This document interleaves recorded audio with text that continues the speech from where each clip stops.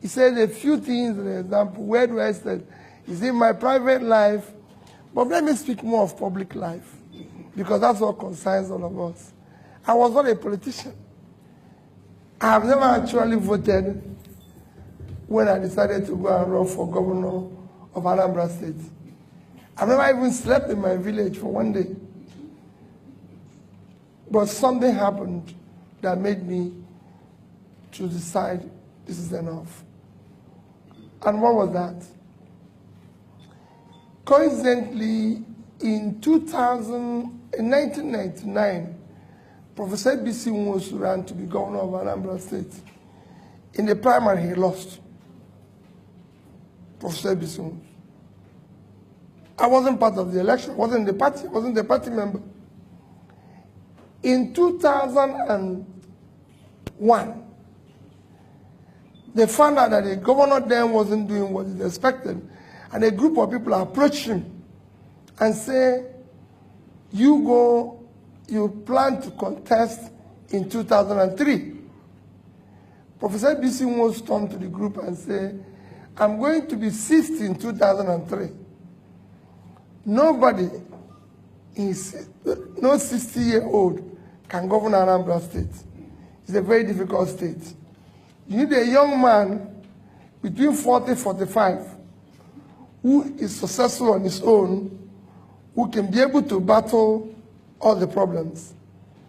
And he was asked, this happened in December 2001, and he was asked, as Professor B.C. Nwosu, actually December 2000, not 2001, sorry, that he should give them somebody. Eventually, they ended up 3 names that they can approach to do the job. I didn't know all this discussion. It was later that I knew. I was just in a bank, as Fidelity Bank, which is mentioned now. ABC was Minister of Health, and he invited me for a dinner. For me as a bank, I'm going to look for deposit. So I went to dinner. We finished talking. We never mentioned politics. We talked generally about Nigeria, my ideas about Nigeria and everything. And finished dinner, I left for Lagos. He didn't tell me about politics. But in April, the people went back to him. He told them, I have 3 candidates. 1, P2B, 2, P2B, 3, P2B. Go and look for him. The people came from his office to my office and talked about politics. And I told them I used the word, over my dead body. At 40, I was chairman of the bank. I was the highest investor in the bank. I had interest in 3 banks where I was seated on the board. I'm enjoying myself. I don't have anything. I fly every week. I go to London and come back first class. So what is this man talking? Go and get involved with this madness. That year, I had always done courses in various schools. Every year, I spent at least a week. Usually it's 2 weeks, 3 weeks in school. That's taking me to Harvard, to Columbia, Oxford, Cambridge. I've been to all of them. That year I was going to Kellogg Graduate School to do a program that was for 6 weeks. So in June that year, I went to Kellogg. The man who founded Kellogg Graduate School, Professor Dean Jacob, it was his last year. He founded the school in 1957. 2001 was the last year he taught and retired. And he took out on what they call global economy. After 1 month of being in this class, this man never mentioned anything about Africa. A day before he concluded the lecture, everybody in Chicago the hall was full of top business leaders. A day before that, the final day, when he finished, I raised my hand and said, you never said anything about Africa. He said, you want to know about Africa? I said, yes. I paid $40,000 for this course. And nothing was mentioned about the continent that came. He said, I'll tell you about Africa tomorrow. The next day, which was his last day, he finished and said, you want to know about Africa? It's important I tell you this story. I said, yes. He said, there's nothing called African economy. He said, nobody plans with Africa. I was so, you can imagine how I feel. He turned to me and said, Peter, can you give me 10, 20-year plan of your country? You know, the hall was full. I was courageous enough. I said, yes. Even when I know there was not even tomorrow. Next one for 1 month. I said, yes. He said that you can only do that when you have countries. If you have America, they have 10-year plan, 20-year plan, 30-year plan. You don't see it in African countries. That's why it's in my country. When I know it wasn't there. Because see, have I ever seen any car manufacturer talking about African specification? So they have European specification, Gulf specification, Asian specification, American specification. You know why? Nobody plans with Africa. Say, join me for lunch. So I joined him for lunch. After lunch, he said, let's take a walk by Lake Michigan. You know, if you know Kellogg Graduate School, it's on banks of Lake Michigan. The lake is like this, the school is like this. So they have long beach. So he said, let's take a walk in it. And we decided to take a walk. As we were starting the walk, he said to me, do you have any of your country's currency? This was 2001. The highest denomination was 100 naira. I brought it out. I gave it.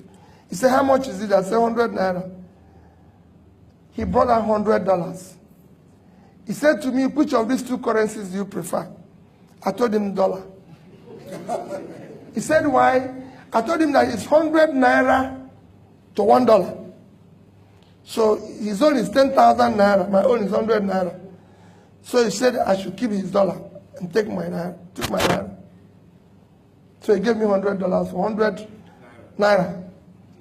After we walked a little while again, he turned around to me and said, Peter, you still have the money? I said, yes.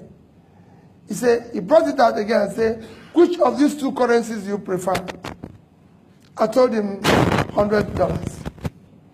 He said, why? I told him about the rates. Again. So, okay, you keep it, I'll keep your money. He said, let's sit down. We sat down.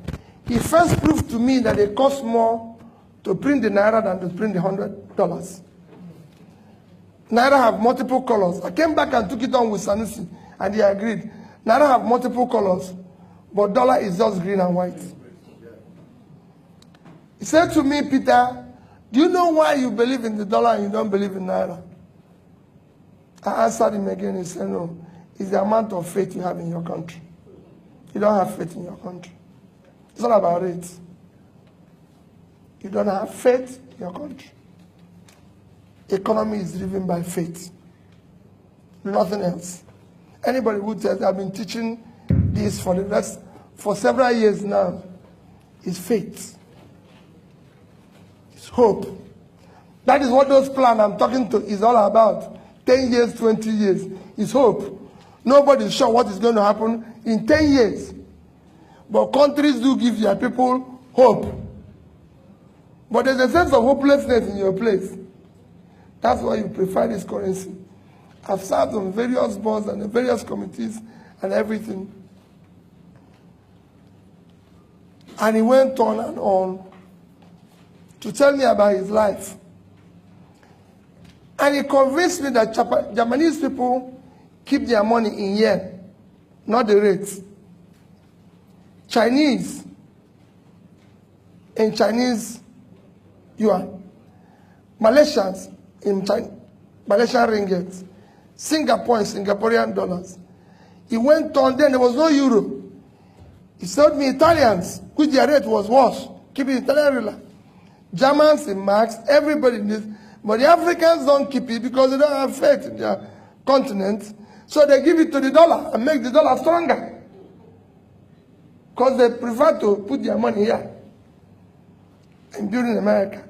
Now he is the lecturer. He drives S-Class. The wife is the lecturer, he drives the Lexus. The daughter is the lecturer, drives the Lexus. The lecturers in your place don't drive such cars, they don't live such life. And I said to me, can I ask you for a favor? Just to tell you a story. I said, yes. He said, go back to your country and participate in building public wealth. Public wealth enriches everybody. Individual wealth impoverishes everybody. All of you want to make private money. It does not enrich anybody.